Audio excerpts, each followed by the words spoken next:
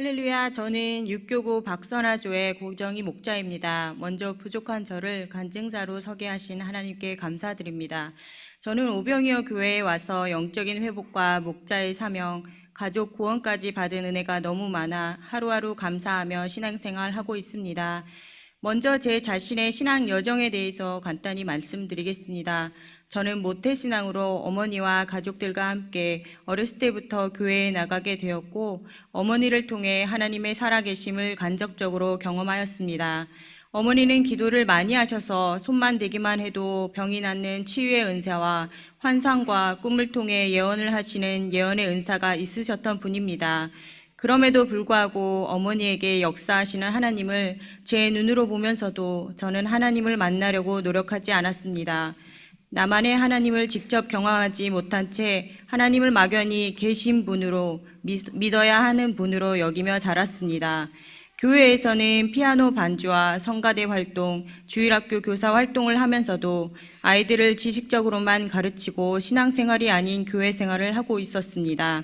하나님을 경험하지 못한 그저 막연한 믿음, 그 끊임없는 영적인 답답함은 대학 시절까지 되풀이되었습니다. 그 사이 종교가 없는 남편을 만나 결혼을 하게 되고, 예배라고는 주말 친정에 아이를 보러 갈 때 이전에 다녔던 친정교회에 다니는 것이 예배의 전부였습니다. 그것도 주일에 출근하게 되면 나가지 못하였습니다. 반드시 남편도 전도하여 같이 교회 다녀야지 장담하던 모습은 온데간데 없고, 오히려 편한 것에 길들여져 늦게 자고 늦게 일어나며 주일 성수를 빼먹고 이윽고 아예 교회 생활을 하지 못하였습니다. 그러던 중 지금의 박선아 목사를 만나게 되었습니다. 박선아 목자의 인도로 오병이어 교회에서 오랜만에 드리는 예배의 첫 번째 말씀은 하나님 앞에 나올 때는 외모를 정갈히 하고 복장을 단정하게 하고 나오라는 말씀이었습니다. 그때 억지로 따라 나온 남편이 반바지에 슬리퍼 차림이어서 말씀을 들으면서 계속 마음에 찔림이 있었고 부끄럽고 민망하였습니다. 저는 빨리 은혜를 받고 싶은 마음도 있었지만 습관이 돼버린 게으름과 나태함은 또 주의를 지키지 못하게 하였습니다. 그럴 때마다 목자님은 제 직장에 찾아오셨는데 저는 근무 중에 찾아왔다고 핀잔을 주며 허탈하게 되돌려 보내곤 하였습니다. 지금 생각해 보니 그때 내 맘 같지 않게 말이 튀어나와 저도 참 당황하였습니다. 그럼에도 불구하고 목자님은 참 꾸준히도 매번 먼저 연락 주시고 잘 지내는지 별일이 없는지 교회 나오라고 권면해 주셨습니다. 그렇게 주님은 목자의 끊임없는 기도와 인내를 사용하셔서 주의를 지킬 수 있게 하셨습니다.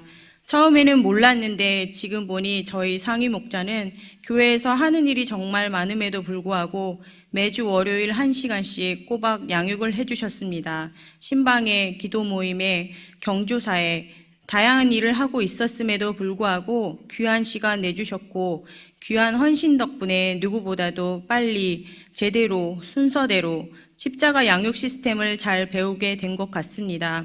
담임 목사님의 새 가족 학교 강의를 통해서는 개인적인 신앙의 의문이 풀렸고 목사님의 많은 간증을 통해서 큰 도전과 결단의 시간이 되었습니다. 새 가족 학교를 통하여 오병이어 교회에 뿌리를 내리게 된 것 같습니다.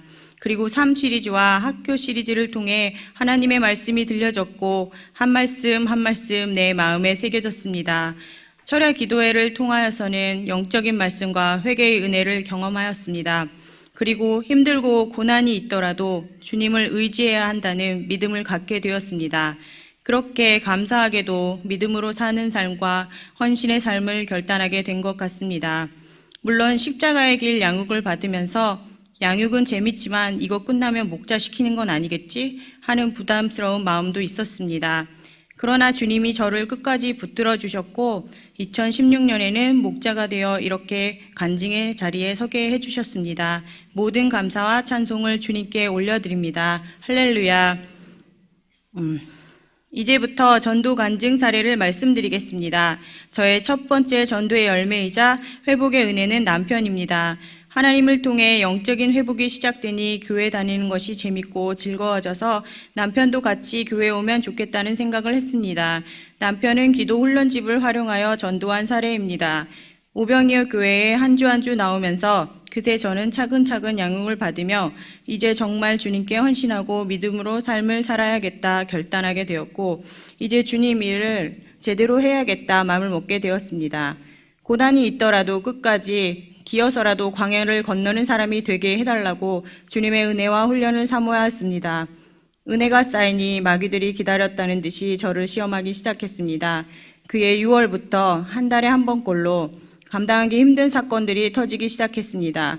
생각지도 않았던 임신과 유산을 통해 육체에 대한 시련부터 7월엔 사랑하던 남편의 거짓말로 인해 배신감과 실망감으로 너무도 큰 충격을 받아 각자의 삶을 살기로 하고 이혼까지 결심하게 이를 정도로 최악의 상황에 직면하였고, 그 와중에 시부모님들의 헛된 욕심에서 비롯한 가산의 탕진까지 겹쳐져서 물질적인 고난도 예고된 상황이 왔습니다.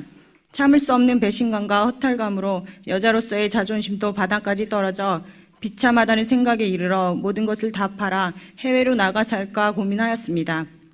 그러던 중 목자 교구장님께 저의 처한 상황과 어려움을 상담하게 되었고, 목자 교구장님께서는 저의 문제에 대해서 자신의 일처럼 함께 고민해 주시고 눈물로 함께 기도해 주셔서 위로와 힘을 많이 얻게 되었습니다.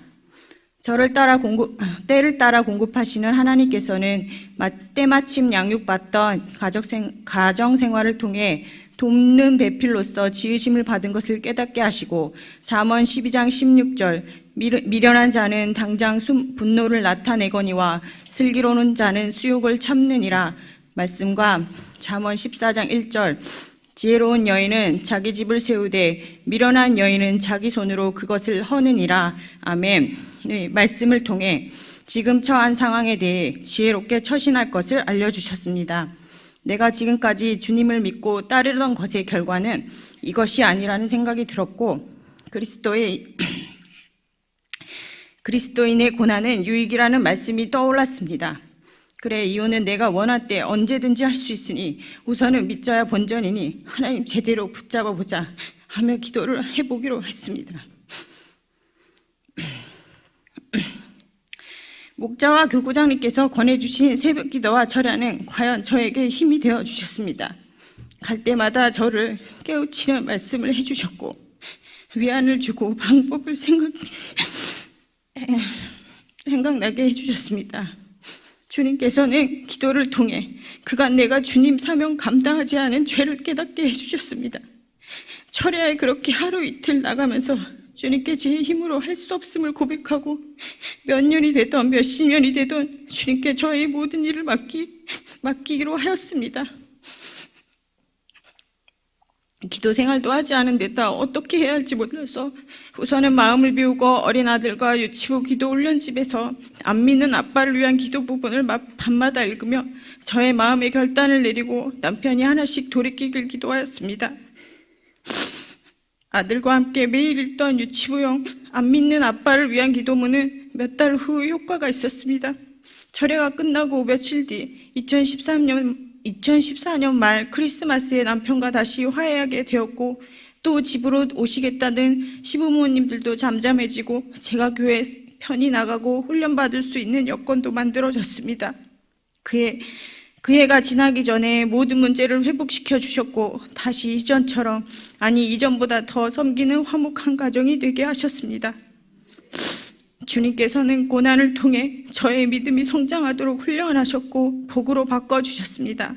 2015년 새해부터 남편도 교회에 나와 새가족 학교와 양육을 받고 그해 말 세례까지 받았습니다. 가정의 문제에서 정신 차리지 못할 때 주님께서는 누구의 잘못도 아니고 문제는 나로부터 비롯됐고 그 안에 하나님의 눈은 다른 사람이 아닌 오직 저의 중심 한 곳에만 집중하고 계시다는 걸 알았습니다. 두 번째 전도 사례는 친정 오빠입니다. 저의 가정의 문제가 해결되고 기도의 시간이 줄어들 무렵 친정 오빠를 통해 주님을 다시 경험할 기회를 주셨습니다. 저희 친정 오빠는 중앙아시아와 중동 쪽에 중장비를 수출하는 사업을 하고 있습니다. 오빠는 예수님을 경험하고 헌신했음에도 불구하고 사업의 규모가 크다 보니 물질을 하나님 뜻에 쓰는 것이 아니라 개인적인 유익을 위해 사용하였고 예수님보다는 물질을 더 최고로 여기며 살고 있었습니다. 예수님을 믿는다고는 하지만 마음에 교만이 가득했습니다. 물질로 인한 욕심이 지나치자 주님께서는 공급하시던 물질의 길을 막으셨고 시기와 질투하는 무리들로 인해 고발과 소송이 연이었습니다. 최고로 여기던 물질이 막히고 사람들로 인해 상처를 받으니 세상을 버리고 자살하려고 하였습니다. 오빠, 우리 담임 목사님이 그러는데 자살은 마귀가 주는 생각이래. 기도해서 물리쳐야 해. 우리 목사님이 자살의 생각이 들거든 기도원에 들어가서 3일 금식하며 기도해보래. 다 해결해 주실 거야 하며 담임 목사님의 말씀과 대적 기도문을 전해주면서 하루하루 지키시고 보호해달라고 기도하였습니다. 송도로 이사간 오빠를 고난이 있다고 뜬금없이 기도실에 데리고 와 기도시킬 수 없어서 가까운 기도원으로 이끌며 세종시에 있는 친정어머니까지 올라오셔서 온 가족이 합심으로 기도하였습니다. 한 번에 모일 수 없으니 철회 때마다 어린 아들과 남편까지 같이 기도하기 시작했고 기도한 지 두어 달 하나님께서는 입금 마감 10분 전, 5분 전에 필요한 금액만큼 극적으로 공급해 주시고 하나하나 고비를 넘기게 해주셨습니다. 1년이 지난 지금 기도만 한다고 일이 해결되냐고 하던 믿지 않던 올케도 교회 나오고 지금은 영혼도 구원받고 방언의 은사도 받았습니다.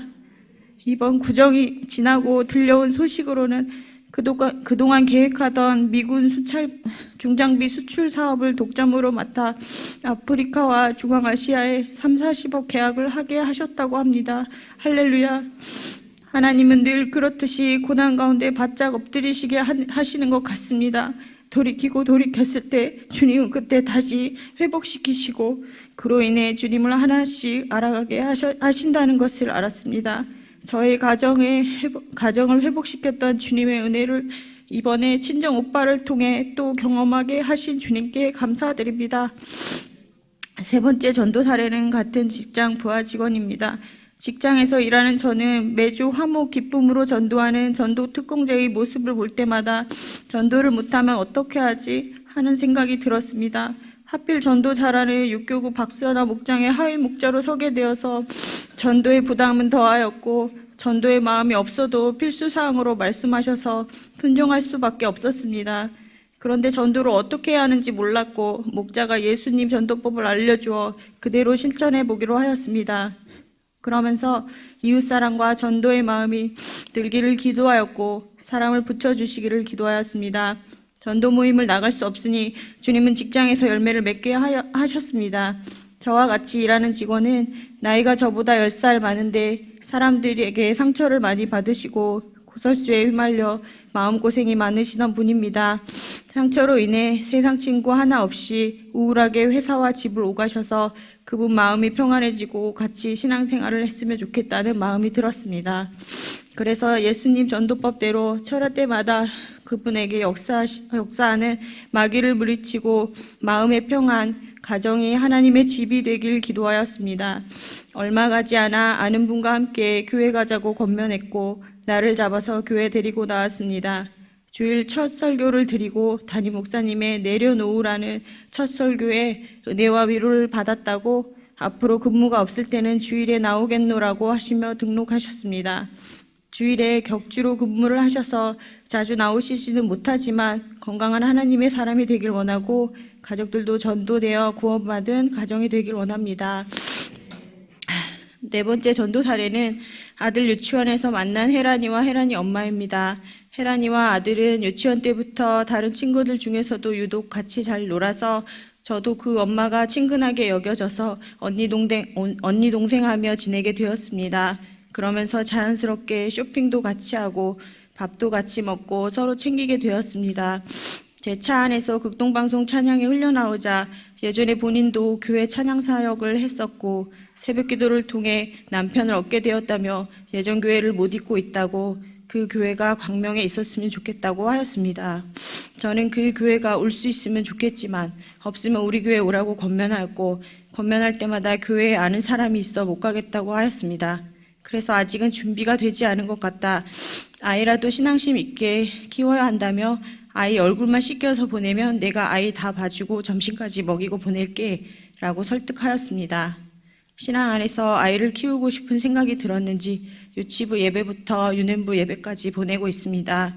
그리고 본인은 유치부, 유년부, 교회 큰 행사가 있을 때 제 얼굴 봐서라도 참석하고 있습니다. 예수님 관계법 주고 섬기고 대접하고 사랑해 보면서 그 가정에도 하나님 나라가 임하고 지속적으로 교회 나올 수 있게 끊임없이 기도하겠습니다. 마지막으로 저와 저의 가정이 품고 나갈 비전을 말씀드리고 마무리하겠습니다. 2016년 저의 비전은 아들의 반 학부모들을 전도하여 고정희 목장이 배가로 부흥하는 것입니다. 제 아들 재민이는 8살인데 이 일을 함께 꿈꾸며 기도하는 저의 귀한 동역자입니다. 8살 재민이의 롤모델은 담임 목사님입니다. 재민이가 6살 때 정신없이 훈련받고 있을 때 일을 마치고 철야를 가면 몸도 아프고 우울함과 무기력함에 빠질 때가 있었습니다. 그때마다 철야를 빠져볼까 하며 처져 있으면 아들은 항상 엄마 빨리 신발 신어요. 철야 늦겠어요. 어서 가요. 하며 등을 떠미며 떼를 써가면서 저를 이끌어 주었습니다. 대부분의 아이들이 말씀 듣는 것을 지겹게 생각하는데 아들은 교회 가는 것, 특히 철야를 저보다 더 좋아했습니다. 7살 초에 재민이가 저에게 다가와 아주 진지하게 엄마 저는 공부 열심히 할 거예요 하길래 그래 공부 열심히 해서 훌륭한 사람 되어야지 하였는데 그 다음 말이 저는 공부 열심히 해서 담임 목사님처럼 훌륭한 목사님이 될 거예요. 담임 목사님처럼 키도 크고 싶어요 라고 하여서 처음에 너무 놀랍고 당황하였습니다. 그러면서 집 거실은 대성전, 안방은 해피홀, 우리 집은 대한민국 교회라면서 매일 저녁 8시만 되면 담임 목사님이 하시는 예배 순서대로 찬양하고 말씀 보고 주여 삼창하고 기도하고 주기도문으로 마치는 예배를 하였습니다. 처음에는 아직 어리니 꿈이 바뀌겠지, 좀 더 지나면 의사나 경찰하고 싶다고 하겠지 하며 같이 예배놀이, 성도놀이를 하며 보냈는데 시간을 쓰면 쓸수록 담임 목사님 안경까지 그림 그려서 쓰고 알없는 실물 안경까지 사달래서 쫓아하고 담임 목사님의 지난 철야 영상도 일일이 다시 보고 모습과 목소리까지 흉내내는 것을 보고 주님 일에 쓰시겠구나 하는 생각이 들었습니다. 하루는 아들이 어린이집 가면서 엄마 오늘은 아주 기분 좋은 꿈을 꾸었어요. 내가 천국에 갔는데 예수님이 못 박힌 손을 보여주셨어요 하며 이야기하는데 나도 아직 만나지 못한 예수님을 만났다는 것에 놀랐고 정말 예배를 사모하고 있구나 하는 생각이 들어 주께서 나중에 쓰시겠다 하면 순종해야겠구나 하는 마음이 들었습니다. 목회자를 꿈꾸는 아들을 키우려면 많은 기도와 인내가 필요하다고들 얘기하여 남편과 제가 기도로 든든히 지원해 줄 수 있는 강력한 기도의 사람이 되길 원합니다. 저는 오병이어 교회를 통해 담임 목사님과 교구장님 그리고 목자를 통해 참 축복을 많이 받은 사람인 것 같습니다. 이제는 저도 그 받은 축복을 힘을 다해 나누며 살고 싶습니다. 저의 상위 목자와 신앙 선배들이 제게 이끄셨던 것처럼 저도 열정을 가지고 본받고 익혀서 제게 역사하셨던 회복의 하나님을 저희 목장원과 죽어가는 영혼에게 전하고 싶습니다. 주께서 저를 통해 하실 일을 기대하면서 2016년 목자로 출발하게 해주심을 다시 한번 감사드리고 목이 곧은 저를 낮춰주시고 간증까지 하게 해주신 주님께 모든 영광 돌려드립니다. 감사합니다.